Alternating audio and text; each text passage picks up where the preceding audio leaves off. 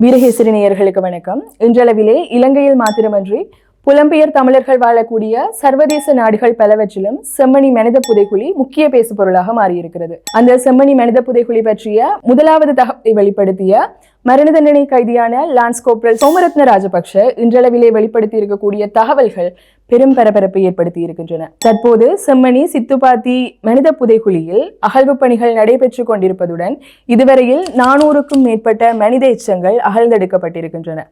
ஆனால் அங்கு எதிர்வருங்காலங்களில் நடைபெறக்கூடிய அகழ்வு பணிகளில் மேலும் 50 மனித எச்சங்கள் வரை கண்டறியப்படக்கூடும் என்றும் அதனை அண்மித்த 20 இடங்களில் இதுவரை இனங்காணப்படாத 2 மனித புதைகுழிகள் இருப்பதாகவும் அவர் வெளிப்படுத்தி இருக்கின்ற தகவல்கள் யுத்த காலத்தில் இடம்பெற்ற மீறல்களுக்கு சான்று பகர்க்கும் வகையில் அமைந்திருக்கின்றன.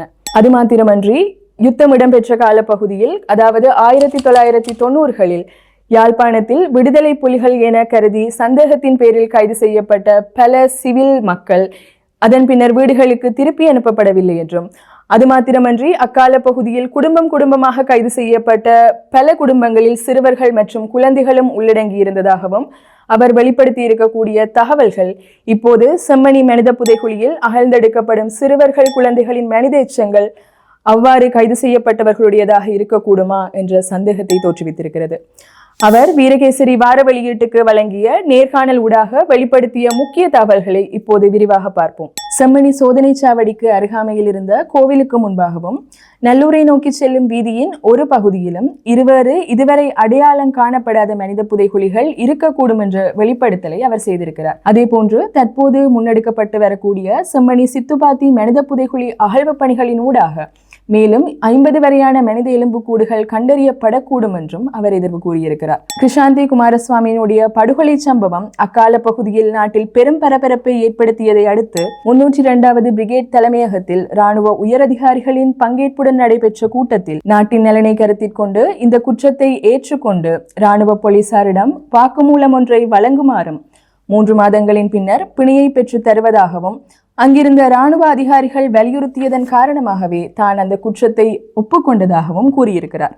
அதே போன்று செம்மணி மனித புதைகுழி தொடர்பில் மேலதிக விவரங்கள் எதனையும் காட்டிக் கொடுக்க வேண்டாம் என்றும் பொது மன்னிப்பினூடாக தன்னை விடுதலை செய்வதற்கு நடவடிக்கை எடுப்பதாகவும் அப்போதைய ஜனாதிபதி சந்திரிகா பண்டாரநாயக்க குமாரதுங்க அவ்வேளையில் அமைச்சராக இருந்த ஜெயராஜ் பெர்னாண்டோ புள்ளி ஊடாக தனக்கு கடிதம் ஒன்றையும் அனுப்பி வைத்ததாக அவர் குறிப்பிட்டிருக்கிறார். செம்மணி பற்றிய உண்மைகளை தான் வெளிப்படுத்தி விடுவேன் என அஞ்சியே அரசாங்கம் தனக்கு பொது மன்னிப்பு அளிக்கவில்லை என சுட்டிக்காட்டி இருக்கும் அவர் ஏற்கனவே தான் வழங்கிய சத்திய கடதாசி ஊடாக அளித்த வாக்குறுதிக்கு அமைவாக இவ்விவகாரம் தொடர்பில் உள்ளக விசாரணையிலோ அல்லது சர்வதேச விசாரணையிலோ சாட்சியம் வழங்க தயாராக இருப்பதாகவும், எனவே தன்னை ஒரு சுயாதீன சாட்சியாளராக விடுவித்துக் கொள்ளும் பொறுப்பு தமிழ் மக்களுக்கு உண்டு என்றும் வலியுறுத்தியிருக்கிறார். யுத்தம் இடம்பெற்ற காலத்தில், அதாவது 1990களுக்கு இடைப்பட்ட காலப்பகுதியில் யுத்த கால மீறல்களில் ஈடுபட்ட பலரை வலிந்து காணாமல் ஆக்கிய படுகொலை செய்த இராணுவ உயர் அதிகாரிகளின் பெயர்களை அவர் எம்மிடம் வெளிப்படுத்தி இருக்கின்ற போதிலும்